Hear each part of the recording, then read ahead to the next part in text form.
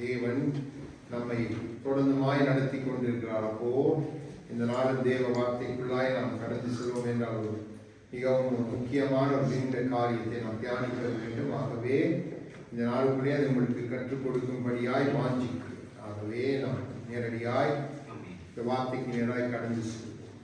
ஆகவே சிரங்களை தாக்கி உதவி செய், நம்மை வார்த்தைக்கு நேராக கொடுத்து நன்றி. எங்கள் பரலோக பிதாவே, வார்த்தை உம்முடையது, ஆவியும் உம்முடையது. நீர் பேசுகிறீர் அப்பா, நீர் எங்களுக்கு கற்றுத் தருகிறீர் அப்பா. அதை ஏற்றுக்கொண்டு உமக்காக நாங்கள் எல்லாவற்றையும் செய்ய இந்த நாட்களும் எங்களுக்கு இன்னும் பலத்தையும் கிருபையும் தாங்க. உங்க பிள்ளையுடைய எல்லா செவிகளையும் திறந்து அருளுங்க அப்பா. சத்ருவின் எல்லா தடைகளையும் நாங்கள் இயேசு கிறிஸ்து நாமத்தில் நிர்மூலமாக்கி உங்களோட வார்த்தைக்கு நேராக எங்கள் இருதயங்களை நிறுத்துகிறோம், எங்கள் பார்வையை நிறுத்துகிறோம் அப்பா. இந்த வார்த்தையை நீர் பேசும் பொழுதே அப்பா, நீர் எங்களுக்கு உங்களுடைய திட்டங்கள் சித்தங்களை கற்றுத் தருவீராக.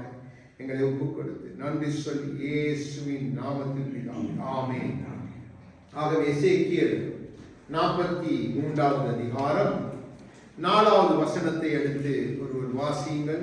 அங்கிருந்து நாம் நம்முடைய வேத தியானிப்பை தொடங்க போகிறோம். மிகவும் ஒரு முக்கியமான காரியத்தை உங்கள் நடுவிலே கற்றுக் கொடுக்க ஆண்டவர் பிரியப்படுகிறார். இது மிகவும் ஆவிக்குரிய, உங்களுடைய வாழ்க்கையை மாற்றி போடும், உங்களுடைய பார்வையை மாற்றி போடும், உங்களுடைய நினைவுகளை மாற்றி போடும்.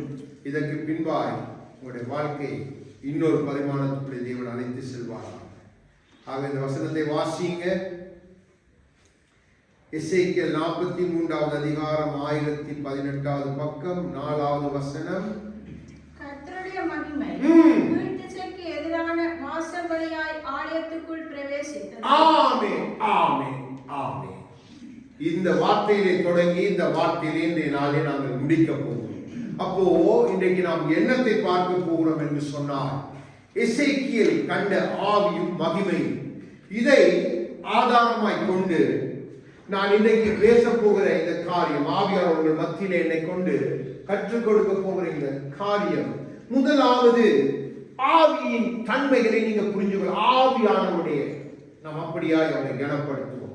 ஆவியானுடைய தன்மைகளை நாம் புரிந்து கொள்ளணும். இதை ஒவ்வொரு தேவ மனுஷனும் புரிந்து கொண்டால் உங்களோட வாழ்க்கைகள் எல்லாம் மிகவும் அற்புதமாயிருக்கும். வேத ஆதாரத்தில் நான் உங்களுக்கு கற்றுக் கொடுக்க போகிறேன். பின்பாக அந்த மகிமையை குறித்து நாம் பார்க்க போகிறோம். அந்த மகிமை எப்படிப்பட்டது, அதை எப்படி துளைத்தார்கள், அந்த மகிமை எப்படியாய் கிரியை செய்து அந்த மகிமை விலகி போனது, பின்பாய் அந்த மகிமை எப்படியாய் கிரியை செய்ய தொடங்கினது என்ற காரியத்தை நாம் தியானிக்க போகிறோம். இது நம்முடைய கொஞ்சம் ஆழமான சத்தியம்.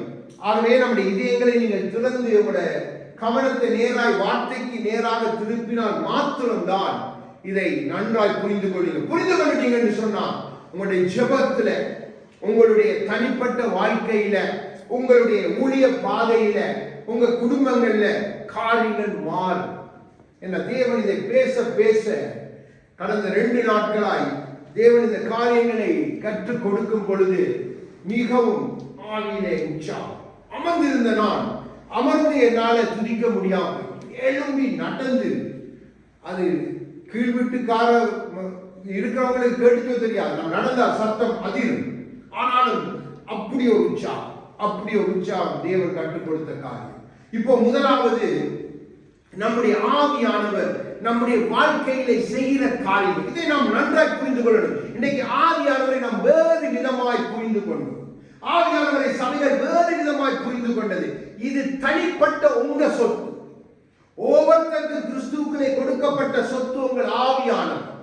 இப்போ இந்த ஆவியானவரோடு நீங்க எப்படி இருக்கிறீங்க, எப்படி நடக்கிறீங்க என்பதைத்தான் ஆவியானவர் பார்த்து கொண்டிருக்கிறார். நாம் அநேக நேரத்திலே ஆவியானவரை சரியாய் கனப்படுத்துவதில்லை, ஆவியானவரை நாம் சரியாய் புரிந்து கொள்வதில்லை. ஆகவேதான் நம்முடைய வாழ்க்கையில தள்ளாட்டம்.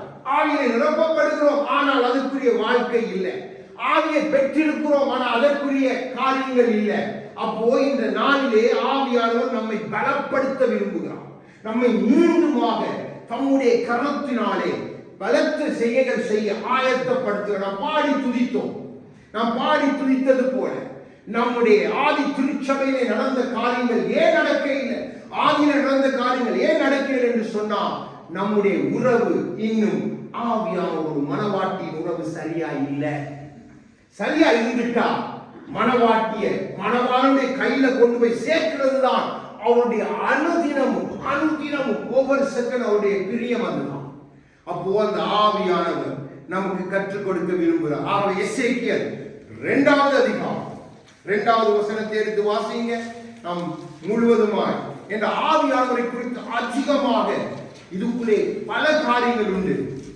ஆவியானவர் கற்றுக் கொடுக்கும் பொழுது நாம் அதை புரிந்து கொள்ளலாம். 2வது அதிகாரம் 2வது வசனத்தை எடுத்து வாசிங்க. 960வது பக்கம். இப்படி அவர் என்னோட பேசும்போது ஆவி எனக்குள் வந்து என்னை காலூன்றி நிற்கும்படி செய்தது. ஆமென், ஆமென். என்ன நம்மை நிற்க பண்ணுகிற ஆவியானவர் நம்மை எப்படி நிற்க பண்ணுகிறார்? தள்ளாடி அல்ல, நெகிழ்ச்சியோடு அல்ல, கால்களை ஊன்றினான். கால்களை ஊன்றி நிற்க சொன்னா உங்களோட கால்களுக்கு அப்படி ஒரு வீரியம், அப்படி ஒரு பலத்தை கொடுத்து அப்படி உங்களை ஊன்றி நிற்க பண்ணுவார். எங்கே நிற்க பண்ணுவார்? நீங்க நன்றாக தெரிந்து கொள்ளணும். நாம இலகுவாய், நமக்கு லேசாய், நமக்கு எல்லாம் நல்லா இருக்கிற இடத்திலேயே ஆவியானவர் நம்மை நிற்க பண்ணும். அப்படித்தான் இன்னைக்கு போதிக்கிறாங்க, அப்படித்தான் இன்னைக்கு கற்றுக் கொடுக்கிறாங்க. நாம் இந்த வசனங்களை வைத்து பார்ப்போம். ஆவியானுடைய கிரியை நாம் வசனங்களை வைத்து பார்த்தா நமக்கு தெரியும் ஏன் ஆவியானவர் என்னை இங்கே வைத்திருக்கிறார், ஏன் ஆவியானவர் என்னை இப்படி நடத்துகிறார் என்று நமக்கு தெரியும். ஆவியானவர் கர்த்தராகிய இயேசு கிறிஸ்துவை நடத்தின வழிகள் நமக்கு தெரியும். ஞானஸ்தானம் பெற்றவுடனே அவருக்கு 40 நாட்கள் லேசான வழி அல்ல. அதற்கு பின்பு அவருடைய ஊழியம் முடியும் வரைக்கும் அவரை நடத்தின வழிகள் ஆச்சரியம். அப்போ என்னை உங்களை நிற்க பண்ணுகிற, கால் ஊன்றி நிற்க பண்ணுகிற ஆவியானவர் நம்மை நிற்க பண்ணுகிற முதலாவது அவர் நம்முடைய வாழ்க்கையில செய்ய விரும்புகிற காரியம் அதுதான், நம்மை கால் ஊன்றி நிறுத்தணும். அப்போ எப்படிப்பட்ட இடங்களை நம்மை நிறுத்துகிறார் பாருங்க. 6வது வசனத்தை வாசிங்க. அதே அதிகாரத்துல, மனுபுத்திரனே, நீ அவர்களுக்கு பயப்பட வேண்டாம், அவர்கள் வார்த்தைகளுக்கு மஞ்ச வேண்டாம்.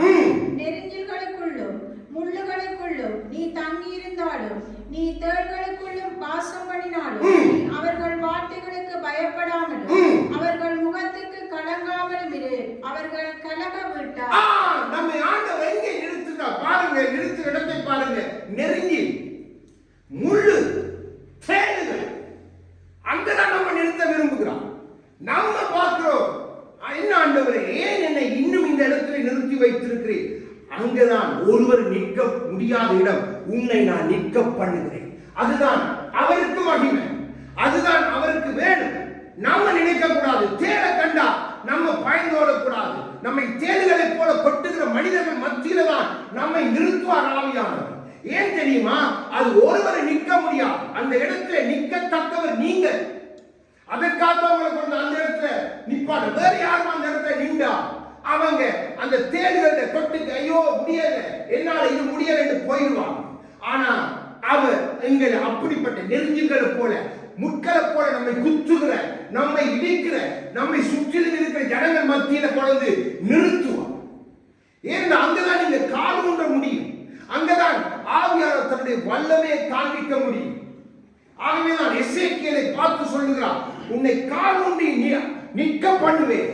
எப்படிப்பட்ட ஸ்தலங்களை நீ நிற்கணும் ஏன்னா பாருங்க, உங்க மேல அப்படிப்பட்ட அபிஷேகத்தை அவர் தம்முடைய மகிமையால ஊற்றி இருக்கிறார். அப்ப அந்த அபிஷேகம் பாருங்க, பேதுரு போய் நின்ற ஸ்தலத்தை பாருங்க. பேதுருக்கு விருப்பமா ரோமாபுரியில வந்துதான் மரிக்கணும், அங்கே அழைத்து வருவது ஆவியானுடைய சித்தம். பவுல பாருங்க, எருசலேமை விட்டு ரோமாபுரிக்கு வருகிறார். அப்போ அது பவுலுக்குரிய ஸ்தலம். அங்கே நின்றால்தான் பவுலை குறித்து மேன்மையான காரியங்களை நாம் பேச முடியும்.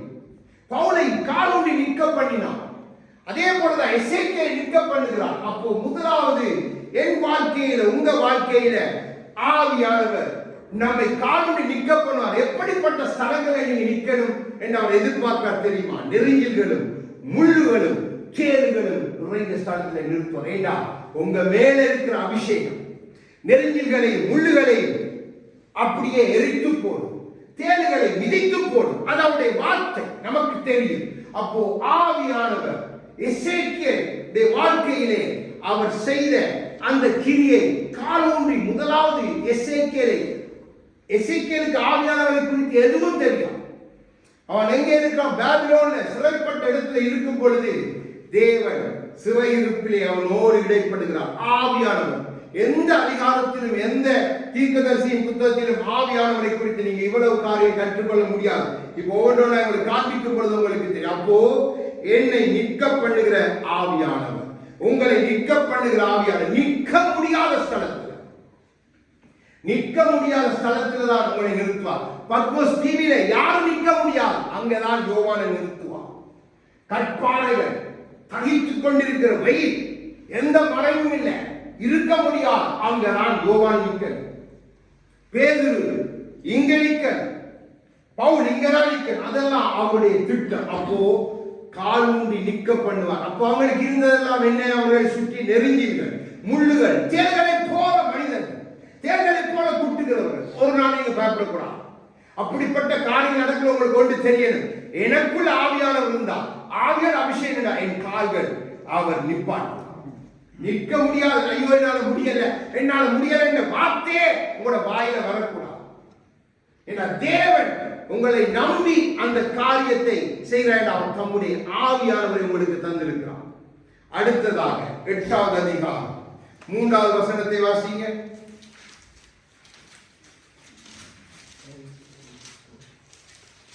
எசேக்கியேல் 8வது அதிகாரம் 966வது பக்கம் 3வது வசனத்தை வாசிங்க. 3.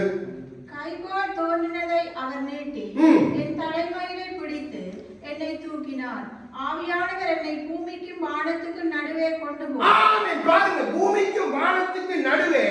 இப்ப நான் ஒரு மனிதனை கொண்டு போய் அப்படி ஒரு பரசுத்த தூக்கிட்டு போயிட்டு அப்படியே பூமிக்கும் வானத்துக்கு நடுவே விட்டு அந்த மனிதன் நிற்க முடியாது. அந்த கீழே வரும் புவியீர்ப்பு விசை அவனை கீழே இழுத்து போடும். ஆனா இங்க பாருங்க, ஆவியானவர் அவனை கொண்டு போய் வானத்துக்கு பூமிக்கு நடுவே நிறுத்துகிறான். உயரை நிறுத்துகிற ஆவியானவர், என்னை உங்களை உயர பண்ணுகிற ஆவியானவர், நம்மை உயரத்துக்கு நேராக அழைத்து செல்லுகிற ஆவியானவர். அவர் நம்மை ஒரு ஸ்தலத்திலே கொண்டு போய் உயரத்திலே நம்மை நிறுத்திட்டார். யாரும் நம்ம இழுத்து போட முடியாது. எந்த சாத்தானாலும் இழுத்து போட முடியாது. நீங்களா ஆவியானவர் தள்ளி விட்டா தான் நீங்க அங்கிருந்து கீழே விழ முடியும். ஒரு நாள் மறக்காதீங்க, தேவன் நம்மை நடத்துகிற ஆவியானவர். ஏன்னா நம்முடைய உறவு ஆவியானவரோடு சரியா இல்லை. நம்ம ஆவியானவர் சரியா நின்ற வேண்டாம். நாம் ஒவ்வொரு காரியங்களை கற்றுக்கொண்டா அவர் எதற்கு நம்மை இப்படியாய் பயன்படுத்துகிறார் என்பதை நமக்கு தெரியும். பாருங்க, அந்த இடத்துல நின்ற ஆளுக்கு பயம். ஆவியானவர் நிறுத்திட்டா பயம் வராது. ஆவியானவர் நம்மை கொண்டு போய் அந்த இடத்துல யாரும் நம்ம துரத்த முடியாது, யாரும் நம்ம கீழே இழுத்து போட முடியாது. யோசிச்சு பாருங்க, யோசேப்பை எல்லாரும் கீழே குனிந்து பார்த்தாங்க. ஆனா ஆவியானவர் கொண்டு போய் எல்லாரும் அவனை அண்ணாந்து பார்க்கிற பார்வோனுடைய சிங்காசனங்கள் சாதாரண சிங்காசனங்கள் அல்ல. எல்லாரும் கீழே பார்ப்போம் சிங்காசனம் மிகவும் உயர்ந்தவனை ஆண்டவராய் தேவனாய் அந்த நாட்களை வழிபட்டு வந்த அப்படி இடத்துல கொண்டு போய் யோசேப்பை சிறைக்குள்ள கீழே இருந்தவனை எல்லாரும் குனிந்து பார்த்து மதிக்க முடியாதவனாய் தள்ளி விட்டவனை கொண்டு போய் தேவன் உயர்த்தின உயரம், ஆவியான உயர்த்தின ஸ்தலத்தை பாருங்க. நம்மை ஆவியான உயர்த்திட்டான். ஒருவரால் அங்கிருந்து நம்மை கீழே தள்ள முடியாது. ஏன்னா ஆவியானவர் நம்மை உயரப்படும். ஆவிதான் அவருடைய பலத்த கருத்துக்கு நம்ம அடங்கி இருக்கணும். அவர் உயரப்படும். நாம் முயற்சி செய்யக்கூடாது, நாம் நம்மை உயர்த்தக்கூடாது. நம் ஆவியானவர் எசேக்கியேலை பாருங்க, எவ்வளவு தூரம் கொண்டு போய் நிறுத்தி இந்த காரியங்களை ஆவியானவர் செய்கிறார். அப்போ என்னையும் உங்களையும் முதலாவது நிற்க பண்ணுகிறவர், பின்பா என்னையும் உங்களை முயற்சுகிற ஆவியானவர் என்று அதில் அவருக்கு பிரியம். அது பிதாவினுடைய பிரியம், அது குமாரனுடைய பிரியம். அவர் சொன்னார், நான் உயர்த்தப்பட்ட பின்பு உங்களை என்னிடத்திலே இழுத்துக் கொள்வேன். அவர் உங்களை கீழே இருக்கிறேன்னு சொல்ல மேல தன்னுடைய ஸ்தானத்துக்கு பிதாவினுடைய வலது பார்சத்துக்கு நம்மை, அப்போ அந்த ஸ்தானத்துக்கு நம்மை உயர பண்ணுகிற ஆவியானவரோடு நம்முடைய உறவை நாம் சரியாய் காத்துக்கொள்ள அடிப்பது. எசேக்கியேல் 11:1 எடுத்து வாசிங்க. பின்பு ஆவியானவர் என்னை எடுத்து என்னை கர்த்தருடைய ஆலயத்தில் கிழக்கு முகமாயிருக்கிற வாசலுக்கு கொண்டு போனார். இதோ அந்த வாசலின் நடையில் 25 புருஷர் இருந்தார்கள். அவர்களின் நடுவே ஜனத்தின் பிரபுக்களாகிய ஆசூரின் குமாரனாகிய யாசானியாவையும் பெனாயாவின் குமாரனாகிய பெலத்தியாவையும் ரகசியங்களை வெளிப்படுத்துகிற ஆவியானவர். பாருங்க, அங்கே இத்தனை பேர் கூடி இருக்கிறாங்க, எசேக்கியேலுக்கு தெரியாது. அங்கே அவங்க என்ன செய்யறாங்கன்னு கூட எசேக்கியேலுக்கு அங்க ரகசியமா கூடி களவா செய்யறாங்க காரியத்தை. நீங்க பின்பா இந்த எல்லாத்தையும் வாசிக்க தேவையில்லை. நீங்க பின்பா வீட்டிலே இந்த எசேக்கியேலை தியானம் பண்ணி பாருங்க. அப்போ அங்கே ரகசியங்கள் நடக்கிற காரியத்தை கொண்டு போய் காண்பிக்கிற ஆவியானவர் நம்முடைய வாழ்க்கையில் நமக்கு எதிராய் குறி கேட்கிறவர்கள், நமக்கு எதிராய் சூனியம், பில்லி சூனியம், பித்தலாட்டம் செய்கிறவர்கள், நமக்கு எதிராய் சதி ஆலோசனை பண்ணுவடைய ரகசியங்களை எல்லாம் ஒன்றுமில்லாமல் பண்ணுவதற்கு நமக்கு அதை காண்பித்துக் கொடுப்பார். உங்க உறவு ஆவியானோடு சரியா இருந்தா பாருங்க, அப்போ அங்கே பள்ளி அறையிலே பேசுகிறதை எலிசாவுக்கு தெரியப்படுகிறார். ரகசியத்தை வெளிப்படுத்துகிற ஆவியானவர் இந்த தேசங்களை வரப்போகிறதை இல்ல இன்னுமா என்ன காரியம் அவர் வெளிப்படுத்தினா அது சரியாய் தெளிவாய் இருக்கும். இப்படி நடக்குமா அப்படி அதெல்லாம் அல்ல, அவர் வெளிப்படுத்தினா சரியா இருக்கு. நம்ம தீர்க்கதரிசிகள் தெரியும் ஓடத்தை, நீங்க ஒவ்வொருத்தருமே தீர்க்க தரிசன வரத்தை உடையவர்கள். ஆவியானவர் உங்களோடு சரியா இருந்தார். ஆனா நம்ம அதை புரிந்து கொள்றீங்க. நாம் ஆவியானவரோடு நம்முடைய உறவை சரியாய் வைத்து அவரை நம்மோடு வைத்துக் கொண்டு, அப்பா நீர் எனக்கு வேணும், நானும் நீரும் உண்டு, நீர் என்னை 100 வீதம் எடுத்து உண்மை எனக்கு 100 வீதம் தாரும் என்ற உறவுக்குள்ள நானும் நீங்களும் வந்துட்டார். ஆவியானவர் நமக்கு நம்முடைய பிள்ளைகளை குறித்து, நம்முடைய குடும்பத்தை குறித்து, நம்முடைய கணவன்மாரை குறித்து, நம்முடைய மனைவிமாரை குறித்து, நமக்கு எதிராய் நடக்கிற ஒவ்வொரு ரகசிய காரியங்களை நம்மோடு பேசுவார். ஆச்சரியமாயிருக்கு, ஆச்சரியமாயிருக்கு. எனக்கு அந்த அனுபவம் இருக்கு, அதானே சொல்லுகிறேன். 3 நாட்களுக்கு முன்பாக நடக்க இருந்த ஒரு காரியத்தை ஆவியானவர் தெளிவாய் சொன்ன. மனைவி சாட்சி, நான் பொய் சொல்லல, நான் மனைவிடத்துல வார்த்தையோடு சொன்னேன், இப்படி இப்படி ஒரு காரியம் வரப்போகுது, இப்படி வரப்போகுது. அதே மாதிரி 3வது நாள் அப்படியே அந்த காரியம் நடந்தது. அதே மாதிரி அங்கே ஆவியானவருக்கு என்னத்தை சொல்ல சொன்னாரோ அதே வார்த்தையை மட்டும் நான் பயன்படுத்தினேன். எனக்கு தெரியாது இந்த ரகசிய ஆலோசனை, இது ஒன்றுமே எனக்கு தெரியாது. நான் இந்த இடத்துல இருந்து பொய் சொல்ல முடியாது. சத்தியமாய் வேத வார்த்தையின்படியே உண்மையாய் நான் சொல்லுகிறேன்.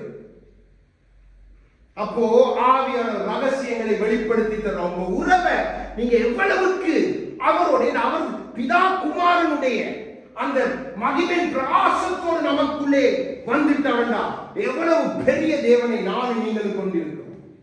நம் ஆவியானவரை கனப்படுத்துகிறோம். நம் ஆவியானவர் நம்முடைய பேச்சினால் கனவீனப்படுத்துகிறோம். ஆவியானவருக்கு நாம் செய்கிற கிரியையினால் கனவீனப்படுத்துகிறோம். ஒருவரும் எங்களோடு இல்லை என்று நாம் செய்கிற பேச்சுகள், நம்ம பார்க்கிறது பல காரியங்களை நீங்க போட்டுக்கொள்ளும். இதெல்லாம் ஆவியானவர் தூக்கப்படுத்தும்படினால் தான் ஆவியானவரோடு உங்களால ரகசியம் பேச முடியல, ஆவியானவரோடு உங்களால சரியா நடக்க முடியல. ஆவியானவர் உங்களை உயரத்துல கொண்டே நிறுத்தி யுத்தம் பண்ணுவார்.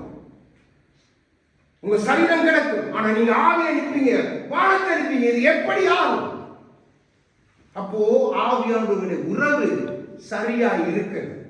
அதைத்தான் ஆவியானவர், அதைத்தான் பரலோகம் விரும்புகிறார், அதைத்தான் குமாரனாகிய கிறிஸ்துவும் விரும்புகிறார். அவரை கனப்படுத்துங்க என்று சொல்லிக் கொடுத்தார்.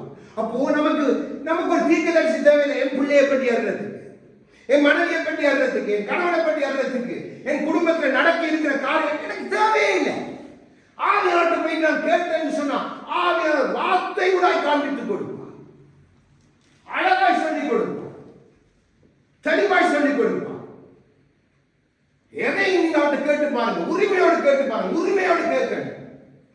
அவர்கிட்ட போய் உரிமையா கேட்கணும். அப்பா பிள்ளைங்கிற அந்த உரிமையில நீங்க கேட்டீங்கன்னா எந்த காலத்தில் என்னத்தை செய்வேன் என்பதை தெளிவாய் காண்பிப்பார். ஒரு அதுல ஒன்று கூட மாறாது. அவர் சொல்லிட்டா அவருடைய சத்தத்தை அழகாய் நீங்க கேட்கலாம். அவர் உங்களோடு ரகசியம் பேசுறத நீங்க அழகாய் கேட்கலாம், அழகாய் சொல்லி தருவார். அப்போ ரகசியங்களை வெளிப்படுத்துகிற ஆவியானவர். எசேக்கியேல் அதிலே 11:5 வாசிங்க. 5வது வசனம். அப்பொழுது கர்த்தருடைய ஆவி என்மேல் இறங்கினார். அவர் என்னை நோக்கி, நீ சொல்ல வேண்டியது என்னவென்றால், இஸ்ரவேல் இஸ்ரவேல் வம்சத்தாரே, நீங்கள் இப்படி பேசுகிறது உண்டு. உங்கள் மனதில் எழுப்புகிறதை நான் அறிவேன். மனதில் எழுப்புகிறதை அலசி அறிகிற ஆவியானவர். நன்றாக விளங்கிக் கொள்ளுங்க. நம்ம மனதில எழுப்புகிற ஒவ்வொரு காரியங்களையும் அலசி ஆராய்வோம். நம்ம சில நேரம் யோசிப்போம். யாரும் ஒருவர் நம்முடைய இல்லாத மாதிரி நம்முடைய யோசனைகள், பல யோசனைகள், பல காரியங்கள் நம்மோட மண்டையை குழப்பிக் கொண்டிருக்கும். இப்படி நடக்குமா, இப்படி வர. ஆனா வெளியில பார்த்தா நம்ம ஏதோ பெரிய இது மாதிரி அப்படித்தான் நம்ம காண்பிக்கிறது. ஆனா உள்ளுக்குள்ள இருக்கிற ஒருத்தருக்கும் தெரியாது. மனைவிக்கு தெரியாது கணவனை குறித்து, கணவனுக்கு தெரியாது மனைவியை குறித்து, அதே போல பிள்ளைக்கு தெரியாது பெற்றோரை குறித்து, பெற்றோருக்கு தெரியாது பிள்ளையை குறித்து. ஆனா ஆவியானவர் மனதில் உள்ள ஒவ்வொன்றை அலசுவார். அலசி அதிலிருந்து உங்களை மீட்கும்படியாய் தன்னுடைய தெய்வீக கிருபையை தருவார். அப்போ உங்களோட உறவுல தான் எல்லாமே அடங்கி இருக்கு. நீங்க ஆவியானவரோடு வைத்திருக்கிற அந்த உன்னதமான உறவுக்குள்ளதான் நான் சொல்லித் தருகிற ஒவ்வொரு காரியம் இருக்கு. ஆவியானவர் உங்களோடு 24/7 24/7 அதாவது எந்த நேரமும் இருக்கிறார் என்பதை நீங்க ஒரு நாளும் சபை இன்னைக்கு அதை மறந்துட்டு, இன்னைக்கு மனவாட்டி அதை மறந்துட்டார். ஆவியானவர் தான் எங்களை நடக்க பண்ணுகிறவர், ஆவியானவர் தான் எங்களை கொண்டு கிரியை செய்கிறவர் என்பதை சபைகள் மறந்து போயிட்டு, போதகர்கள் மறந்து போயிட்டாங்க, இன்னைக்கு ஊழியங்கள் மறந்து போயிட்டு. ஆகவேதான் நமக்கு இன்னொரு காரியம் தேவைப்படுது. ஆவியானவர் பாருங்க, கர்த்தராகிய இயேசு கிறிஸ்துக்குள்ள பிதாவான தேவன் நம்முடைய ஆவியானவரை நிறைவாய் கொடுத்திருந்தபடியினால் அவர் நடந்தா போதும், அவர் பேசினா போதும். பவுலுடைய வாழ்க்கையை நீங்க பார்க்கலாம், பேருடைய வாழ்க்கையை பார்க்கலாம். யோவான் எண்ணெய் சட்டியில போட்டு கொதிக்க பண்ணினாலும் சேதம் இல்லை, சேதாரம் இல்லை. எப்படி சாத்தியம்? அவர்களுடைய வாழ்க்கையில சாத்தியமானது உண்டானால் என் வாழ்க்கையில, உங்களோட வாழ்க்கையில வந்து சாத்தியம் என்றே ஆவியானவர் உங்களுக்கு கற்றுத்தார். ஒரு உறவில நீங்க எவ்வளவு தூரம் ஆவியானவர் பிடிச்சிட்டீங்கன்னா, நாளைக்கு ஒரு காரியம் இருக்க ஆவியானவர் கேட்கணும், ஆவியானவரே இதுல நீங்க தான் வரணும், முன்னணியில நீங்க செல்லணும், உங்கள பின்பக்கத்துல நான் வருவேன், நீங்க தான் முன்னுக்கு நின்று காரியத்தை செய்யணும் என்றால் அப்படியே செய்து முடிப்பார், அப்படியே செய்து முடிப்பார். இந்த ஆவியான சத்தத்தை நீங்க கேட்கலாம். நான் உங்களுக்கு சொல்லியிருக்கேன் ஒரு தடவை, என்னுடைய எல்லா டாக்குமெண்ட்ஸ், முழு டாக்குமெண்ட்ஸ் அப்படியே எல்லாம் ஒன்று கூட எல்லாம், என்னுடைய பிள்ளையுடைய பாஸ்போர்ட் எல்லாம் முழு டாக்குமெண்ட்ஸ் அப்படியே பேக்கை காணி, பேக் எங்க போனதுன்னு தெரியல. அப்போ நான் இப்படியோ அங்க ஒரு எனக்கு எந்த பக்கத்துல ஒன்றுமே தெரியாது. தெளிவான சத்தம், ஆவியானவர் தெளிவாய் காண்பித்து கொடுத்தா எந்த இதுக்குள்ள இருக்குது.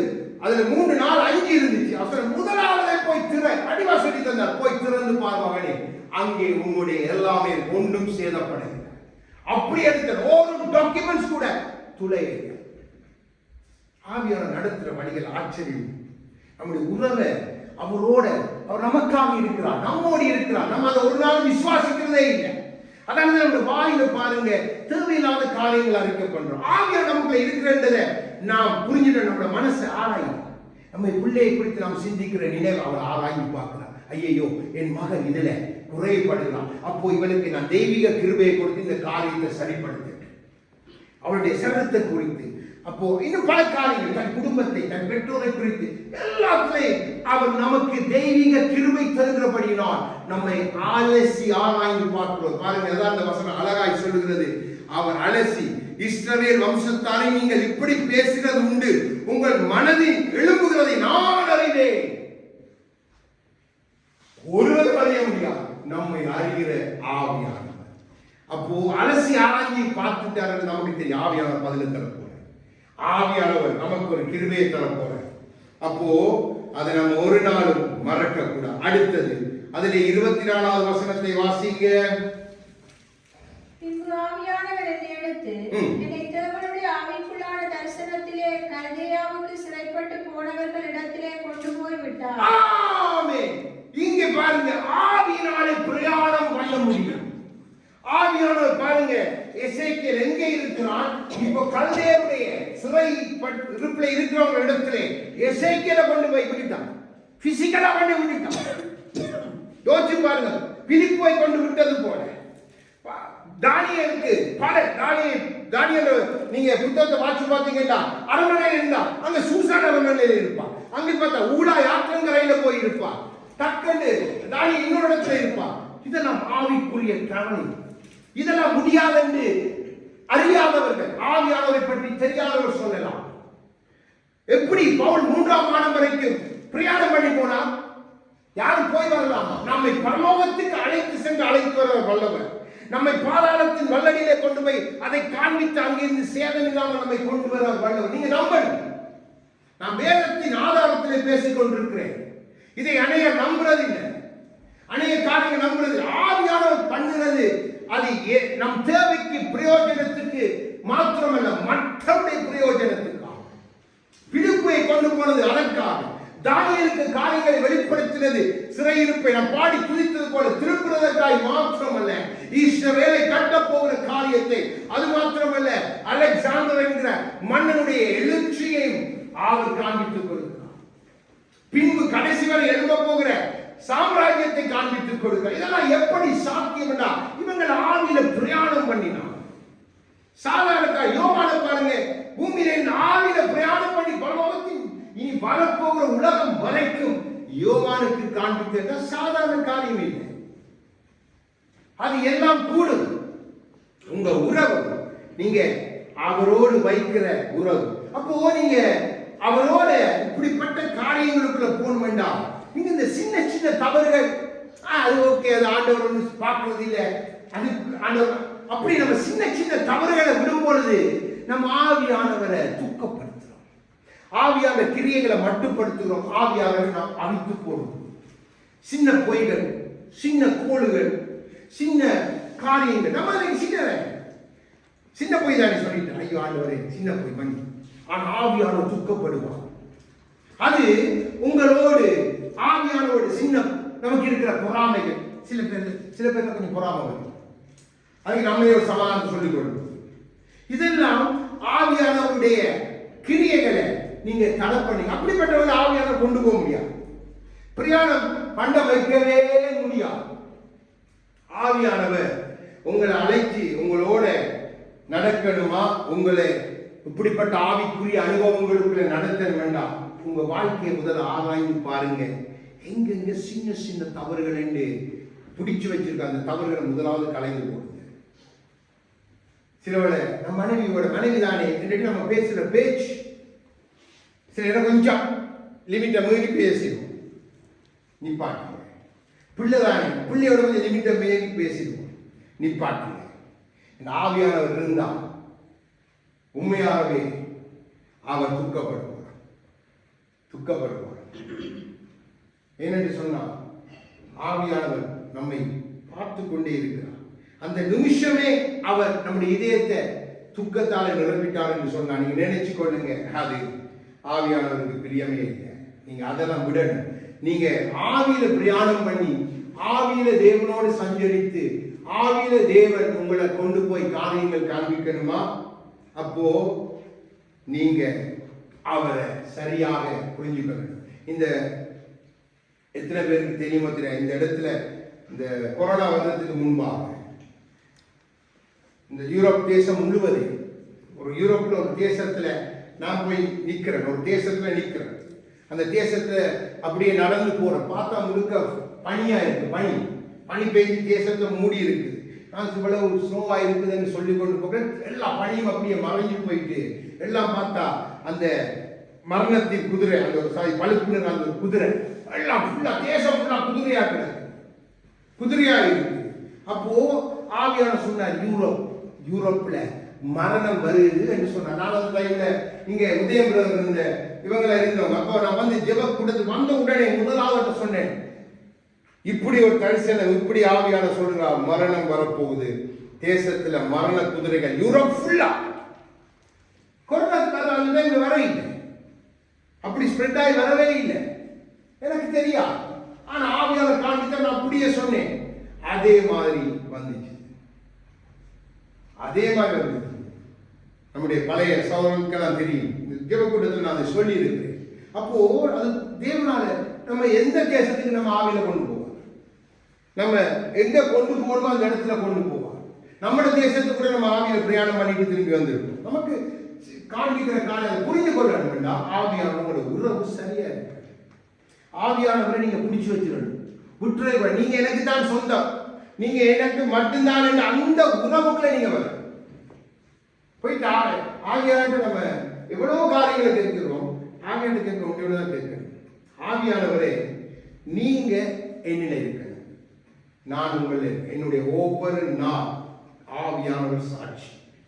என்னுடைய காலையிலும் என்னுடைய மாலையிலும் என்னுடைய குடும்ப ஜெபத் எந்த நேரத்திலும் நான் சொல்லுகிற ஒரு காரியம், பிதா குமாரன் பரிசுத்தாவியார் நீங்க என்னில மனைவி என் பிள்ளையில இருக்கணும், நாங்க உங்களில் இருக்கணும், நீங்க எங்களை நடத்தணும். ஒவ்வொரு நாளும் தவறா ஒரு நாளைக்கு 2 தரம் இல்லை 3 தரம் 4 தரம் தெரியாது, எத்தனை தரம் ஜெபம் பண்ண போனா அத்தனை தரமும் அதை அவருடைய சமூகத்தில் அறிக்கை செய்யறது வழக்கம். ஏன் சொல்லித்தாங்கன்னா நீங்க எல்லாரும் ஆவியில சாதாரணமா இருக்கக்கூடாது, எழும்பி பிரகாசிக்கணும். நம்ம பாடி புதிச்சதெல்லாம் நம்ம வாழ்க்கையில் நடக்கணும். அப்போ நம்முடைய உறவு ஆவியானவரோட சரியா இணைக்கப்படணும். ஆகவேதான் உங்களுக்கு சொல்லித்தாரு. அப்போ நம்மை நீக்க பண்ணுகிற ஆவியானவர், நம்மை உயர பண்ணுகிற ஆவியானவர், நமக்கு ரகசியங்களை வெளிப்படுத்துகிற ஆவியானவர், நம் மனதில் எழும்புகிறவைகளை அலசி ஆராய்ந்து நமக்கு கிருபை கொடுக்கிற ஆவியானவர், நம்மை ஆவியினாலே அழைத்து சென்று பல காரியங்களுக்கு ஜெபிக்க பண்ணி வரப்போகிற யுத்தங்களை தடுத்து வரப்போகிற தீமைகளை தடுத்து பல காரியங்களை நமக்கு செய்கிற ஆவியானவர். அடுத்தது எசேக்கியேல் 37:1 வாசிங்க.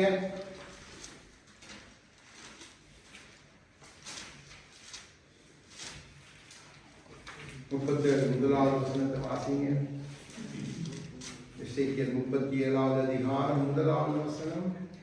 கர்த்தருடைய கை என் மேல் அமர்ந்து கர்த்தர் என்னை ஆவிக்குள்ளாக்கி வெளியே கொண்டு போய் எலும்புகள் நிறைந்த ஒரு பள்ளத்தாக்கிலே நடுவில் நிறுத்தி என்னை அவர்களின் அருகே சுற்றி நடக்க நம்மை நடக்க பண்ணுகிற ஆவியானவர். நம்மை சுற்றிலும் எலும்புகள் நிறைந்திருக்கு, நம்மை சுற்றிலும் மரித்தவர்கள் இருப்பாங்க, நம்மை சுற்றிலும் பல காரியங்கள் இருக்கும். ஆனா ஆவியானவர் நம்மை நடக்க பண்ணுவார்.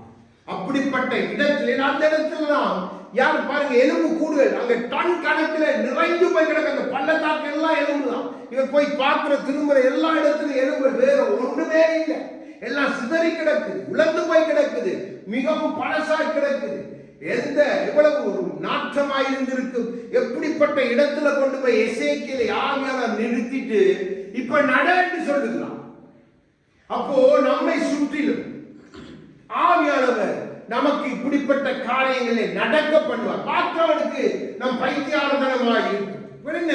இப்படி இதுல நடக்கிறான், அதுல நடக்கிறான், இப்படி நடக்கிறான் என்று சொல்லி அவர்கள் யோசிக்கலாம். ஆனா ஆவியானவர் எல்லா கண்களுக்கும் நம்மை மறைத்து அவர் நம்மை உலர்ந்த எலும்புகள் மத்தியில் நடக்க பண்ணுகிறார் என்று சொன்னார். அதற்கு ஒரே காரியம்தான், அதை உயிரடைய பண்ணு. இந்த தேசத்துல நம்மை நடக்க பண்ணுகிறார் என்றால் நீங்க சாதாரணமா இல்ல நடக்கிறீங்க. நீங்க நடக்கும் பொழுது துதிச்சு ஜெபிச்சு நீங்க நடந்து போய்கொண்டிருக்க போது உங்களுக்கு தெரியாம எத்தனை சத்துருக்களை ஆவியானவர் சிதறடித்திடுவான், வெட்டிடுவான். நீங்க நடக்கிறீங்க, எத்தனையோ மரித்தவர்கள் இருக்கிறாங்க, உலர்ந்து போன எலும்புகள் புதைக்கப்பட்ட இடங்கள் இருக்குது. ஆனா இந்த இடத்துல எல்லாம் நம்மை நிறுத்தி ஆவியார் நடத்தி கொண்டு போவோம். சில பேர் சொல்லுவாங்க, ஐயோ இந்த வீட்டுல இந்த வீட்டையே நீங்க எடுத்தீங்க, இதை தூக்கு போட்டு செத்தவங்களே, இதுல அப்படி செத்தாங்களே, இதெல்லாம் பேய் இருக்கு, அங்கதான் கொண்டு நிற்பாங்க. நீங்க போனா தான் பேய் வெளியில வேற யாரும் போனா போகா. நீங்க கொண்டு போகிற அபிஷேகம் அப்படிப்பட்டது, உங்களுக்குள்ள இருக்கிற ஆவியானவர் அப்படிப்பட்டது. நீங்க ஒரு கனி கொடுக்காத ஒரு மரத்தடியில, என்னுடைய ஒரு நாள் நாங்க ஸ்ரீலங்கா போன மனைவியுடைய சகோதரி ஒரு வீட்டுல நான் ஒரு கிழமை தங்கி இருந்துட்டு வந்தேன், தனியா போனேன். அப்போ 4 வருஷமாய் வாழை மரத்தை நட்டு நட்டு நட்டு அது அப்படியே காஞ்சி போகுது. ஒரு நாள் கூட கனி கொடுத்ததே இல்லை. 4 வருஷம் நான் அந்த இடத்துக்கு பக்கத்துல தான் கதிரையை போட்டிருந்து வேத வசனத்தை தியானிச்சு சத்தமா துதிச்சு கொண்டிருப்பேன். ஒவ்வொரு நாளும் அங்க இருக்கிற நாள்ல நான் அந்த இடத்துல தான் செய்வேன். காலையில் நல்லா கொஞ்சம் வெளிச்சமா இருக்கும் என்று வெளியில போயிருந்து தான் நான் செய்வேன். நான் வந்துட்டேன். நான் வந்த பிறகு அவ என் மனைவி கடித்து சொன்னா, 4 வருஷமா வாழை குலை போடாத வாழை குலை போட்டுட்டு வாழையில குலை வந்து அதுதான் உங்களுக்குள்ள இருக்கிற ஆவியானவர். நீங்க இருந்துட்டு அந்த இடமே அந்த என்வாயன்மெண்ட் மாறி உயிர் உள்ள ஜீவனுள்ள ஆவியானவர் உங்களுக்குள்ள இருக்கிறார். நம்ம அதை மறந்து செயல்படுறபடியா அதான் சொன்ன உறவை வச்சு கொள்ளுங்க. எங்க போனாலும் வந்து தாகம். ஆவியானவர் உறவானவன ஜெப நேரத்துக்கு தாகம்.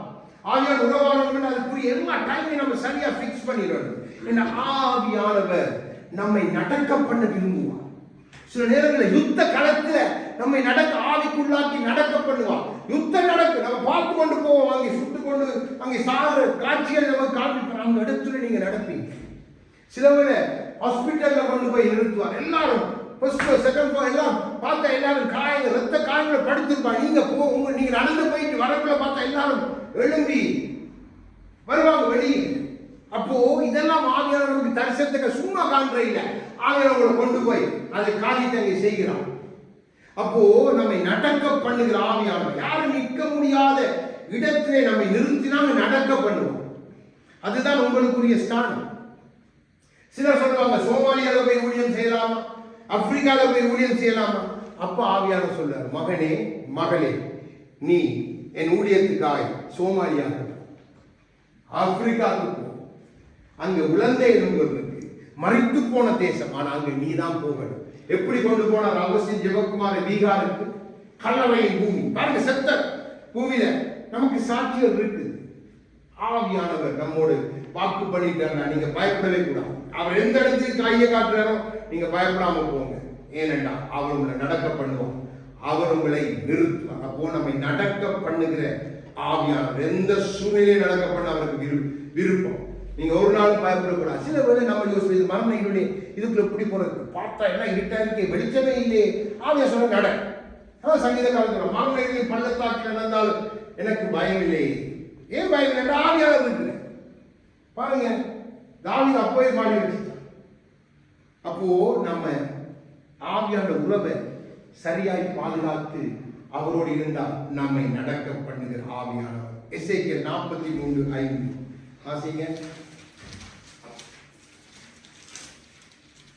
43:5 வசனம். அப்பொழுது ஆவி என்னை எடுத்து உட்பிரகாரத்திலே கொண்டு போய் விட்டது. இதோ கர்த்தருடைய மகிமை ஆலயத்தை நிரப்பியது. ஆமென். மகிமையை காட்டும் ஆவியானவர், நமக்கு மகிமையை காண்பித்து கொடுக்கிற ஆவியானவர். அவர் நம்ம இதெல்லாம் நடத்தி கொண்டு வாரார் என்று சொன்னார். அவர் காண்பிக்க இருக்கிற காரியம் மகிமையாக இருக்கிறது. மகிமையான காரியங்களை காண்பித்து தரப்போற உங்கள் வாழ்க்கையை குறித்து, உங்கள் பிள்ளைகளை குறித்து, உங்கள் ஊழியங்களை குறித்து, நீங்க இந்த பூமியிலே வாழ்ந்து முடிக்க வேண்டிய காரியங்கள் எப்படி உங்களோட ஓட்டம் முடியும், எப்படி என்று எல்லாம் ஆவியானவர் மகிமையை காண்பிப்பார். அது கர்த்தருடைய மகிமையோடு இருக்கு. அப்போ நம்ம ஆவியானவரை எவ்வளவுக்கு எவ்வளவு நம்மோடு வைத்திருக்கிறோமோ, 30 வைத்திருந்தா 30, 60 60, 100 இருந்தால் 100 பலன் கொடுப்பீர்கள். ஆவியானவருடைய உங்களோட உறவு மிக முக்கியம். நீங்க ஆவியானவரோடு உறவாடணும்னு சொன்னா, ஞாயிற்றுக்கிழமை தான் கொஞ்சம் உங்களுக்கு ஃப்ரீ ஆயிடும். அந்த நாளில் கொஞ்சம் டைம் எடுத்து ஒரு மணி நேரம் ஒன்றும் செய்யாதீங்க.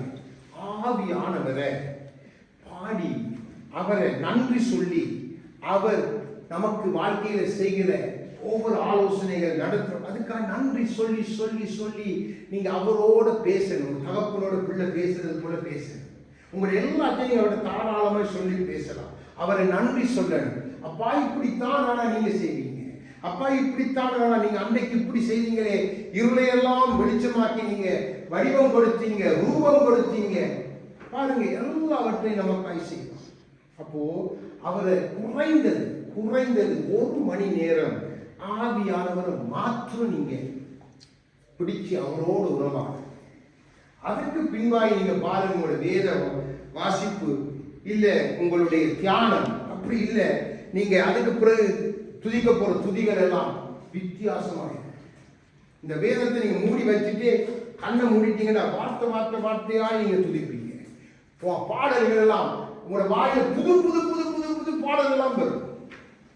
முதல்ல ஆவியானோட அந்த உறவு, அந்த மகிமைக்குள்ள நீங்க போயிடணும். அந்த மகா பரிசுத்த ஸ்தலத்துக்குள்ள ஒரே வழி ஆவியானவர். அதுக்கு பின்பாகத்தான் நீங்க எல்லா மகிமையும் காணணும். குமாரனுடைய மகிமையை, பிதாவினுடைய மகிமையை காணணுமா? ஆவியானவர் தான் அதற்கு திறந்து. அப்போ ஆவியானவர் நம்மை நடத்துகிற வழிகளை எசேக்கியேலுடைய புத்தகத்தில் நாம் பார்த்தோம். நம்ம இப்படி நடத்த ஆவியானவர் விரும்புகிறார். தன் மனவாட்டி அப்படி நடத்த விரும்புகிறார். தன்னுடைய தனிப்பட்ட ஒவ்வொரு பிள்ளைகளை அப்படி நடத்த விரும்புகிறார். ஆனா முடியல. காரணம் என்ன? நம்முடைய உறவு ஆவியானவரோடு சரியாக இல்லை. அநேக சபையில் ஆவியானவரை கனப்படுத்தி நாம் இங்கே ஆண்டவருக்கு நன்றி சொல்லணும். நாம் முதலாவது ஆவியானவரை கனப்படுத்தி அவரை மகிமையாய் வரவேற்று அதன் பின்பாக நம் ஆராதனையை ஒவ்வொரு படியாய் செய்கிறோம். ஆனா அநேக சபையில் ஆவியானவரை கணக்கிலே எடுக்கிறேன். ஆவியானவர் ஒரு நபராக பார்க்கிறதே இல்லை. வந்தா 4 பாட்டு இயேசுக்கு படிப்பாங்க, இல்லை ஏதாவது ஒரு பாட்டு. திடீர்னு பார்த்தா ஆங்கிலத்தில் ஒரு பாட்டு, ஹீப்ரூல ஒரு பாட்டு, சிங்களத்தில் ஒரு பாட்டு, இப்படியே பாட்டை போட்டு அந்த பாட்டுக்கு ஆராதனைக்கு சம்பந்தமே இருக்கா. எல்லாத்தையும் போட்டுட்டு பிறகு பார்த்தா ஆவியானவர் நம்ம முதல்ல உங்களுக்கு ஆவியான பிரசனம் வேணுமென்ற ஆவியானவர் மகிமைப்படுத்த. ஆவியானவர் வந்தால் தான் பிதாவும் குமாரனும் வர முடியும். அப்படிதான் சொன்னார். நாங்க பிதா குமாரன் பரிசுத்த ஆவியா உங்களுக்கு வாசம் பண்ணுவோம். அப்போ ஆவியானவர் நம்முடைய உறவு மிக மிக மிகவும் அவசியமான ஒன்று. அது இல்லாம நாம் உயர முடியாது, உயரத்துக்குள்ள பிரவேசிக்கவும் முடியாது. இப்போ ஆவியானவர் காண்பித்த மகிமையை பார்க்க போறோம். ஆவியானவர் எசேக்கியேலுக்கு காண்பித்த மகிமை. எசேக்கியேல் 9வது அதிகாரம் 3வது வசனத்தை எடுத்து வாசிங்க. இப்போதான் நாம் ஒரு முக்கியமான காரியத்தை பார்க்க போகிறோம். இது மிக முக்கியம், மிகவும் நமக்கு அவசியம். நாம் இதை புரிந்து கொள்ளணும். இல்லைன்னு சொன்னால் நாம் ஆவியானவரை மகிமையை விட்டவர்களாய் மாறிவிடும். இப்போ உங்களுக்கு காண்பித்துக் கொடுக்கிறேன். 9வது அதிகாரம் 3வது வசனத்தை வாசிங்க. அப்பொழுது இஸ்ரவேலின் தேவனுடைய மகிமை கேருபின் மேலிருந்து எழும்பி ஆலயத்தின் வாசற்படியிலே வந்து சணநூல் அங்கி தரித்து தன் அறையிலே. ஆவியானவருடைய மகிமை, தேவனுடைய அந்த மகிமை எங்கே இருந்துச்சு? அங்கே கிருபாசன தண்டையில இருந்த மகிமை அதனுடைய கேருபீன்களுக்கு மேலாக வந்து அப்படி எங்க வந்து நிக்குது? இப்ப வாசல்ல வந்து நிக்குது. நம்முடைய வாழ்க்கையிலும் மகிமை, ஆவியானவர் நம்மை அந்த மகிமையால் நிறைத்து நம்மோடு வாசம் பண்ண விரும்புவார். அந்த மகிமை, அந்த கிருபாசனம், நம்முடைய கிருபை பெற்றுக்கொண்ட பாத்திரம் இங்க மேலே இருக்கணும். அது கேருபின் மேலே இருந்தாலும் அது நம்மோடு இணைந்து இருக்கும். அப்போ ஆவியானவரை நாம் எப்பொழுது நம்மோடு பற்றி கொண்டு இருக்கிறோம். ஆனா பாருங்க, இப்போ வாசலுக்கு வந்துட்டான். இப்போ கொஞ்சம் தூரம் வந்துட்டு. ஆனா வாசலுக்கு வந்தவர், முதல் தரம் வாசலுக்கு வந்தவர் அப்படி போகல. 10:4 எடுத்து வாசிங்க. கர்த்தருடைய மகிமை கேருபீன்களின் மேலிருந்து எழும்பி ஆலயத்தின் வாசற்படியிலே வந்தது. ஆலயம் மேகத்தினாலே நிறைந்திருந்தது. பிரகாரமும் கர்த்தருடைய மகிமையின் பிரகாசத்தினாலே. இப்ப வாசல் வரைக்கும் வந்தவர் போக இல்லை. இதுதான் அந்த கிருபை. நல்லா விளங்கிக் கொள்ளுங்க. ஆவியானவர் நமக்கு கொடுக்கிறத நம்ம அசட்டை பண்ணக்கூடாது. நம்ம தவறு பண்ணும் பொழுது நம்ம கொஞ்சம் இந்த மகிமையை அசட்டை பண்ணும்போது வாசல் போகும், சரியில்லை, இவரோட இருக்கலாது, இது சரியில்லை, இந்த கிருபாசனம் இதுக்கு தகுதி இல்லை என்று வாசல வந்து திரும்பி வந்துட்டார். ஆலய பிரகாரம் திரும்பி போற. நீங்க வாசி பார்க்கலாமா? எசேக்கியேல் 4 தடவை வாசல் படி வரைக்கும் வந்துட்டு திரும்பி வந்து இருக்கிறார். அதுதான் கிருபை. அதுதான் ஆவியானவர் கொடுக்கிற கிருபை. அவருக்கு உங்களோட வாசம் பண்ண முடியாது. ஆனா அவர் அந்த கிருபையை கொடுப்பான். முன்னுக்கும் பின்னுக்குமாய் போய் வரும்பொழுது பரவாயில்லை, போவா திரும்பி வருவான். நீங்க ஜெபிக்கும் பொழுது ஆவியாண்ட மன்னிப்புக்கு திரும்பி வந்துடுவான். என்ன டிஸ்டன்ஸ் கொஞ்சம் தான், பெரிய அதிகம் இல்லை, தூரம். இப்ப நீங்க பாருங்க, அதுல 8:3 வாசிங்க இருக்கா? 8:3 கைபோல் தோன்றினதை அவர் நீட்டி என் தலைமையை பிடித்து என்னை தூக்கினார். ஆவியானவர் என்னை பூமிக்கும் வானத்துக்கும் நடுவே கொண்டு போய் தேவ தரிசனத்தினாலே என்னை எருசலேமின் மேல் வடதிசைக்கு எதிரான உள்வாசலின் நடையிலே விட்டார். அங்கே எரிச்சல் உண்டாக்குகிற விக்கிரகத்தின் ஸ்தானம் இருந்தது. இதோ நான் பள்ளத்தாக்கிலே கண்டிருந்த தரிசனத்துக்கு சரியாக இஸ்ரவேலின் தேவனுடைய மகிமை அங்கே விளங்கியது. இப்போ பாருங்க, விக்கிரகங்களை கொண்டு வந்துட்டாங்க. இப்ப ஆவியானவருக்கு இவங்களுடைய கிரியைகள் பிடிக்கல. அதே மாதிரி நம்முடைய இருதயத்துக்குள்ள நம்ம பொருளாசை என்கிற விற்கிறோம், நாம் இன்னும் பொறாமை என்கிற விற்கிறோம், இன்னும் கோல் சொல்ல பல விற்கிறால கொண்டு வந்து ஆவியானவர் இருக்க முடியாது, வெளியில வந்துடுறார். ஐயோ இது கிருபாசனத்தில் என்னால தங்க முடியலே, என்ன செய்ய? மீண்டுமா வருவார். இப்ப பாருங்க என்ன நடக்குது. 10:19 எடுத்து வாசிங்க. எசேக்கியேல் 10:19. அப்பொழுது கேருபீன்கள் தங்கள் சட்டைகளை விரித்து என் கண் காண பூமியை விட்டு எழும்பின. அவைகள் புறப்படுகையில் சக்கரங்களும் அவைகளுக்கு சரியாய் சென்றன. கர்த்தருடைய ஆலயத்தின் கிழக்கு வாசலிலே போய் நிற்க இஸ்ரவேலின் தேவனுடைய மகிமை அவைகளின் மேல் உயர இருந்தது. இப்ப வாசல் வர வந்த மகிமை இப்ப கேருபீன் மேலே இல்ல, கிருபாசன தண்டை மேல எங்க போயிட்டுது? மேல எழும்பி போயிட்டு. இப்போ டிஸ்டன்ஸ் கொஞ்சம் தூரமாயிட்டு. மகிமை நீங்க நினைக்கிற மாதிரி ஒரேடியா போகாது. மகிமை உங்களை விட்டு போல நீங்க அறிந்து கொள்ளல என்று சொன்னா அதை தொலைச்சிட்டு நீங்க இஸ்ரவேல் ஜனங்களை போலதான் கஷ்டப்படுவீங்க. இன்னைக்கு அநேக தேவ பிள்ளைகள் ஆராதனைலாம் நல்ல மகிமையா நடக்குது, நல்ல பாட்டு ஆட்டம் கூத்து எல்லாம் நடக்குது, மகிமை இல்லை. ஆலயத்துக்குள்ள மகிமை இல்லை, வாசல் பிரகாரத்தில் மகிமை இல்லை, மேல போயிட்டு. நன்றாய் விளங்கிக் கொள்ளுங்கள். நான் உங்களுக்கு ஆவியானவர் எப்படி போவார் 5 காரியங்களை உங்களுக்கு காண்பித்துக் கொடுக்கிறேன். முதலாவது, ஆவியான மகிமை கேருபீன் மேல இருந்துச்சு. கேருபீன் மேல மகிமை இருக்கும் பொழுது அது கிருபாசனத்துக்கு மேல இருக்கிறபடினால நீங்க தப்பினீங்க. அந்த கிருபை உங்களுக்காக பேசிக்கொண்டிருக்கும். ஏன்னா கிருபாசனத்தில் தான் தேவன் மோசையோடு பேசினார், கிருபையின் வார்த்தைகளை கொடுத்தார், இஸ்ரவேல் ஜனங்களுக்கு ஆலோசனை கொடுத்தார். ஆவியானவர் அப்படி நம்மோடு செய்வார். அது கேருபீன் மேல இருக்கும் பொழுது. ஆனா வாசலுக்கு மகிமை வந்துட்டா நல்லா விளைய கொடுங்க. இப்போ கிருபாசனம் அங்கே இருக்குது, அங்கே கேருபீன் இருக்குது, ஆலயத்தின் வாசனம் 2ஆம் பிரகாரம் 3ஆம் கடைசிக்கு வந்துட்டு. அப்போ 1ஆம் பிரகாரத்துல இருக்குது கிருபாசனம். இப்போ ஆவியானவர் வாசல்ல வந்து நிற்கிறார். இப்ப வாசல்ல வந்து நின்று கதவை தட்டுவார். ஆனா வாசலுக்கு வந்துட்டாருண்டா நீ மிஞ்சி போகிறாய் மகனே. அது எச்சரிப்பு.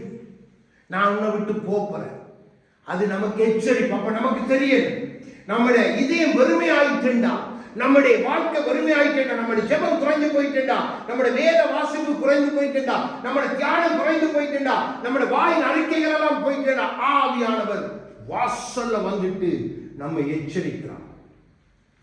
நம்ம கிருபாசனத்துல இல்ல, வாசலுக்கு வந்துட்டான். அதுக்கு அர்த்தம் நீ மிஞ்சி போகுதாய். அடுத்ததாக அப்படியே அந்த மகிமை எங்க வந்துச்சு? எசேக்கியேல் 11:22 வாசிங்க. அப்பொழுது கேருபீன்கள் தங்கள் சட்டைகளை விரித்து எழும்பின, சக்கரங்களும் அவைகளுக்கு அங்கே சென்றன.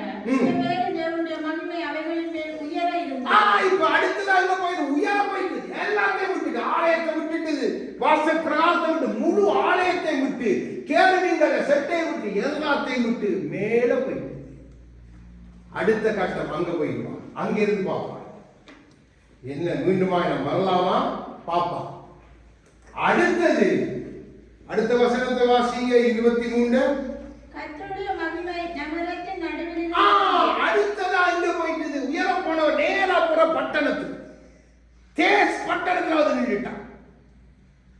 சரி, இவன் வாசம் பண்ணி இந்த பட்டண வாசலையாவது நின்று பார்ப்போம், இவன் திருப்பி என்ன கூப்பிடுவான், நான் திருப்பி இவனோட போய் என்னுடைய ஐக்கியத்தை வச்சுக்கொள்ளலாம். பட்டண வாசல். அடுத்தது எங்க போயிட்டு வாசி அதே வசனத்துல 23.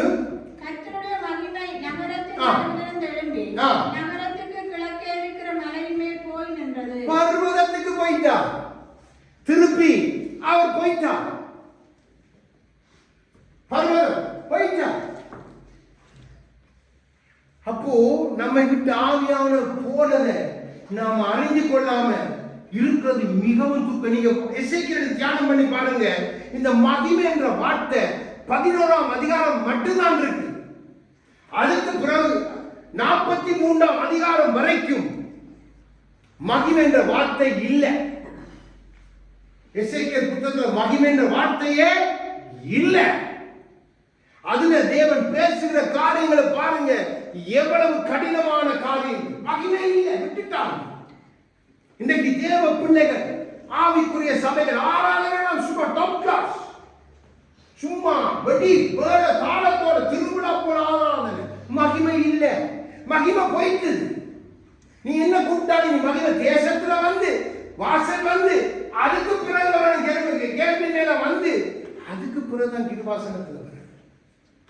ஆனா இந்த வந்து கும்மாளம் கூச்சல் அன்றைக்கு மிஸ்டர் தொலைச்சிட்டு சும்மா போய் ஊறி பெரிய ஆர்ப்பாட்டம் பண்ணினாங்க. இங்கபோ மகிமை போயிட்டு அடிக்கப்பட்டு மறித்து போனாங்க. சத்துரு பிடிச்சிட்டே போயிட்டான் கிருபாசனத்தை. நம்மை பிடிப்பான். மகிமையை துளைச்சிட்டோமா நம்ம பிடிப்போம். அதனாலதான் ஆவியானவர் அவசியம். அந்த எது போகல அவங்களோட வாழ்க்கையை விட்டு எது போனாலும் கவலைப்படாதீங்க. ஆனா தேவனை ஆவியானவரை மகிமையை நீங்க விட்டுடவே கூடாது. போயிட்டு டேஞ்சர் பிள்ளைகள். மிகவும் பரிதாபமான வாழ்க்கை உங்களோட வாழ்க்கை மாறிடும். பாருங்க, அன்னைக்கு துளைச்சிட்டாங்க, ஆனா தெரியல. ஆவியானவர் போனதை அறியல, மகிமை போனதை தெரியல. அதுதான் மிகப்பெரிய. என்ன நினைச்சிருந்தாங்க? மகிமைகளோட இருக்குது, கிருபாசனம் இருக்கு பாருங்க, அதுல மகிமை இருக்குது இருக்குது இருக்குது. ஆனா மகிமை வாசல்ல வந்து உயர எழுந்தி பட்டணத்துக்கு போய் பர்வதத்துக்கு போனதை அறியல. இன்றைக்கும் தேவ சபைகள் கிறிஸ்து கொடுத்த அந்த மகிமை ஆவியானவருடைய மகிமையை விட்டுட்டு உடுப்புகள் இங்க இருந்து இங்க வர கிழிஞ்சி ஆராதனை இங்க எல்லாம் அப்படியே தெரியும். உடுப்புகளால தங்களை அலங்கரிச்சு ஆராதனை, மகிமை இல்லை. அதாவது அப்படி செய்யறாங்க. பரிசுத்தம் இல்லாத காரியங்கள். முந்தின நாள் ஒரு காரியம் சகரியா கூட பேசின ஒரு காரியத்தை நான் யூடியூப்ல போட்டு விட்டேன். பார்க்கட்டும். அது அழகாய் சொல்ற அந்த உடையை குறித்து. நீங்க கிறிஸ்துவின் மனவாட்டி என்றால் கிறிஸ்துவுக்கு பிரியமா உடுத்துங்க, இப்படித்தான் உடுத்துங்க, அப்படித்தான் உடுத்துங்க. நான் எந்த வரையும் சொல்ல மாட்டேன். ஆனா மனவாட்டிக்குரிய உடையை உடுத்துங்க. கணவன்மார சொல்ற, கணவன்மாருக்கு தான் தெரியும். மனைவி கேளுங்க, மனைவாரை கணவன்மார்ட்ட கேட்டு நீங்க உடுத்துங்க. ஆவிக்குரிய கணவன்மார்ட்ட கேட்டு உடுத்துங்க. அலங்காரங்கள் நீங்க என்ன நினைச்சிட்டு இருக்கீங்க? கிறிஸ்துவுக்கு அலங்காரம் பிரியமில்லை. கிறிஸ்து கொடுக்கிற அலங்காரங்கள் மகிமை, அதான் ஆவியின் அலங்காரம். ஆகவேதான் அமைதலுள்ள ஆவி. இதை துளைச்சிட்டு சபைகள் பல கேள்வி. பெண்கள் இன்றைக்கு பிரசங்கிக்க வந்து பயங்கரமாக காரியங்கள் நடந்து கொண்டு சபைக்குள்ள சாத்தான் தலைவிரித்து ஆடுகிறான். நீங்க பார்க்கும் பொழுது ஆவியானவர் குமுறுவார், உங்களுக்குள்ள இருந்து சொல்லு காண்பித்துக் கொடுப்பார். யோசிச்சு பாருங்க, தேவன் சொல்லாத காரியங்களை நாம் சபைக்குள்ள கொண்டு வரும் பொழுது, தேவன் சொல்லாத காரியத்தை நம் குடும்பத்தில் கொண்டு வரும், மகிமை போயிடும், ஆவியும் போயிடும். வேறுமனே நீங்க அலங்கரிக்கப்பட்ட ஒரு உடன்படிக்கை கொட்டி எப்படி அலங்கரிக்கப்பட்டிருந்துச்சு? தங்கத்தால, பொன்னால. நம்ம அப்படி இருக்க கூடாது. இப்ப இந்த மகிமை நாம் வாசிக்க அதே வசனம் 43 ஆரம்பத்தில் வாசிங்க 43:4 திருப்பி வாசிங்க. கர்த்தருடைய மகிமை கீழ் திசைக்கு எதிரான வாசல் வழியாய் ஆலயத்துக்குள் பிரவேசித்தது. ஆமென். ஏன் தேவ மகிமை வாசல் வழியாய் போன மகிமை, வடக்கு பக்கத்து வாசல் வழியாய் போன மகிமை ஏன் கிழக்கு பக்கத்தால உள்ளே நுழையும்? கீழ் திசைடா கிழக்கு திசை. ஏன் கிழக்கு திசை வழியாக மீண்டும் அந்த மகிமையை ஆண்டவர் பிரவேசிக்க பண்ணுகிறார். 43வது அதிகாரம் வரைக்கும் நீங்க மகிமை என்ற 11ல இருந்து மகிமை என்ற வார்த்தையை நீங்க பார்க்கவே முடியாது. கதறுகிறார்கள். இன்னைக்கு அப்படித்தான் துளைக்கு நீங்க கிட்டத்தட்ட எத்தனை அதிகாரம்? 32 அதிகாரம் நினைக்கிறேன். அப்படி நீங்க காத்திருக்கணும். நீங்க நினைக்க கூடாது மகிமை விட்டோனே லேஸ்ல கூப்பிட்டோனே ஆவியா. நோ, நீங்க மகிமையை துளைச்சிட்டீங்கடா. நீங்க பூமியெல்லாம் பெரிய ஆடம்பரமா பெரிய ஷோ காட்டி வாழணும், எல்லாம் நல்லது. ஆனா இருக்க வேண்டியவர் இல்லை, மகிமை போயிட்டு. ஏன் கிழக்கு வாசல் வழியாய் மீண்டுமாய் மகிமையை தேவன் உட்பிரவேசிக்க பண்ணுகிறார்.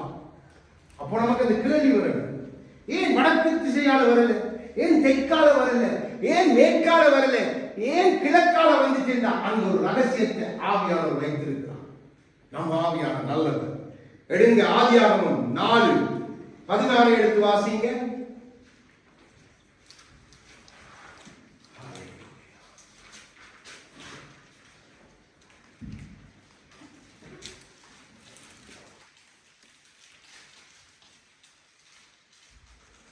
ஆதியாகமம் 4வது அதிகாரம் 16வது வசனத்தை வாசிங்க.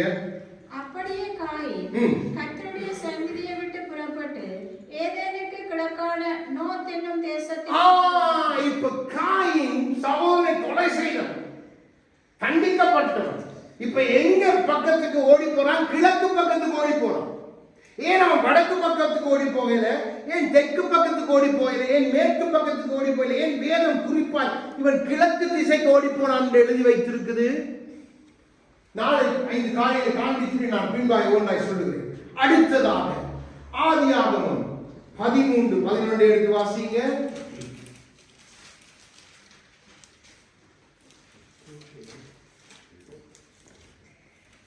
அப்பொழுது லோத்து யோர்தானுக்கு அருகான சமபூமி முழுவதையும் தெரிந்து கொண்டு கிழக்கே பிரயாணப்பட்டு போனான். லோத்து எப்படி போறான்? பிரச்சனை பண்ணி தரிசனம் உள்ளவனோட பிரிஞ்சு எந்த பக்கத்தை நோக்கி போறான்?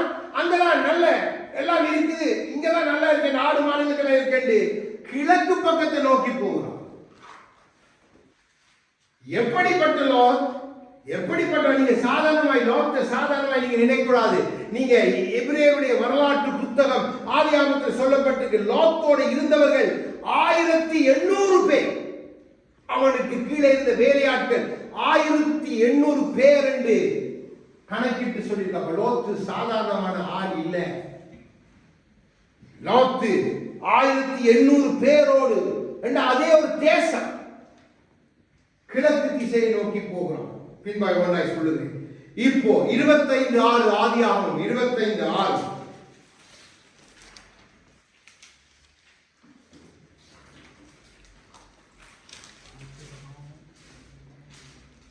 25வது அதிகாரம் ஆதியாகமம் 6வது வசனம்.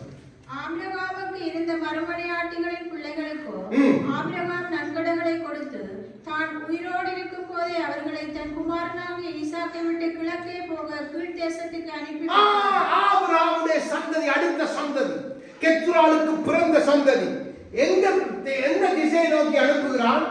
அனாதைகளாய், கைவிடப்பட்டவர்களாய், தகப்பனால் வெறுக்கப்பட்டவர்களாய், தகப்பனால் ஒதுக்கப்பட்டவர்களாக கீழ் திசையை நோக்கி போகிறார். அடுத்தது ஆதியாகமம் 29:11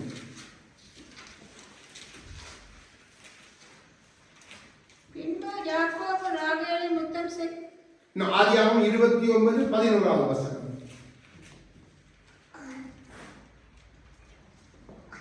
அப்படியா இருக்கு?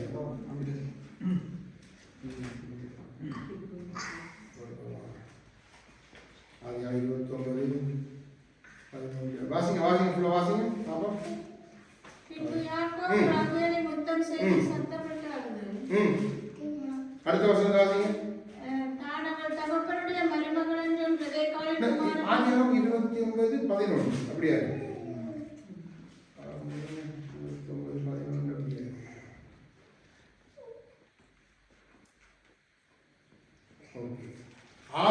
யாக்கோபும் கிழக்கு திசையை நோக்கி தான் போகிறான். அப்போ எப்படி போறான் யாக்கோபு கிழக்கு திசையை நோக்கி? அங்கே துரத்தப்பட்டவனாக ஒரு சூழ்நிலை. தாய் தகப்பன் விட்டு, தன்னுடைய தேசத்தை விட்டு, தனக்கு கொடுக்கப்பட்ட அந்த ஆசீர்வாதமான தேசத்தை விட்டு அவன் போனது கிழக்கு பக்கம். நல்லா விளங்கிக் கொள்ளுங்க. இப்போ இந்த கிழக்கு பக்கம் போன எல்லாருடைய வாழ்க்கையும் எப்படி இருந்துச்சுன்னு சொன்னா, எல்லாருடைய வாழ்க்கையை பாருங்க. காயினுக்கு மன்னிப்பு உண்டா? காயில போன இன்னைக்கு எவ்வளவோ பேர் நாம் கிறிஸ்துக்குள்ளாய் நாம மன்னிப்பை பெற்று வந்திருக்கிறோம். அதே போல பின்மாற்றத்தில் போனவர், நம்ம கைவிடப்பட்ட சந்ததியை அனாதிகளை போல அலைந்து திரிந்தவர்கள் எல்லாருக்காகவும் தான் கர்த்தராகிய இயேசு கிறிஸ்து பின்னாளிலே அந்த கிழக்கு பக்கத்திலே நட்சத்திரமாக உதித்தார். அதற்கு அடையாளமாக ஆவியானவர் கிழக்கு திசை வழியாக உட்பிரவேசி. ஆகவேதான் ராஜா கிழக்கு வாசல் வழியாய் உட்பிரவேசிப்பார். ஆலயத்துக்குள்ளே ராஜா உட்பிரவேசிக்க போகிற திசை கிழக்கு. அது வரைக்கும் வாசல் கதவுகள் அடைக்கப்பட்டிருக்கு. பாருங்க, ஆவியானவர் எங்கெல்லாம் பின்மாற்றத்தில் இருக்கிறாங்களோ, தப்பு பணியில் இருக்கிறானோ, கிருபையற்றவன் இருக்கிறானோ, புரியல அந்த காலத்துல இல்ல இன்னும் எப்படிப்பட்ட சூழ்நிலையால் ஆவியார் அத்தனை பேரையும் சந்தித்து திருப்பி அந்த கிழக்கு வாசலுக்குள்ளாக ராஜாவுடைய மகிமைக்குள்ள பிரவேசிக்க பண்ணுகிற ஆவியானவர். அந்த மகிமை நானும் நீங்களும் விட்டுட்டா நான் பிரவேசிக்க முடியாது. ஆகவே நான் ஆவியானவருடைய மகிமை, ஆவியானவருடைய அந்த வழிநடத்தல் நமக்கு மிக மிக மிக அவசியம். அநேகர் இந்த வழிநடத்தலுக்கு செவி கொடுக்கிறதே இல்லை. ஆவியான சில நேரத்தில் சொல்வார், இப்படி உடுத்தாத இது எனக்கு பிரியம் இல்லை, இப்படி பேசாத எனக்கு பிரியம் இல்லை, இப்படி கிரியை செய்யாத எனக்கு பிரியம். ஆனா கேட்கிறதே இல்லைடா.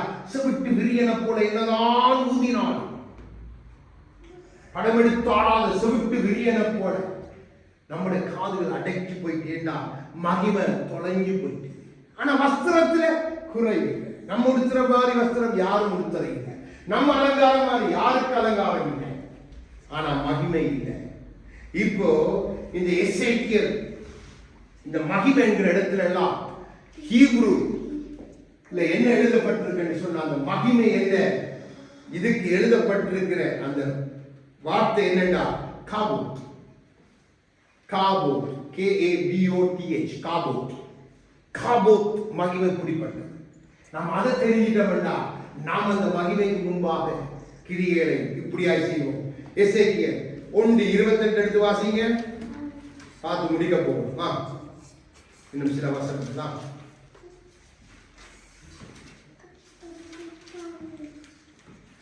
எசேக்கியேல் 1ஆம் அதிகாரம்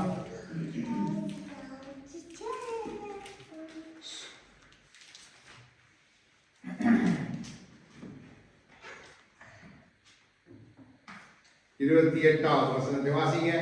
இந்த காபோத் மகிமையை நம்ம தெரிஞ்சு கொள்ள எப்படிப்பட்ட மகிமை.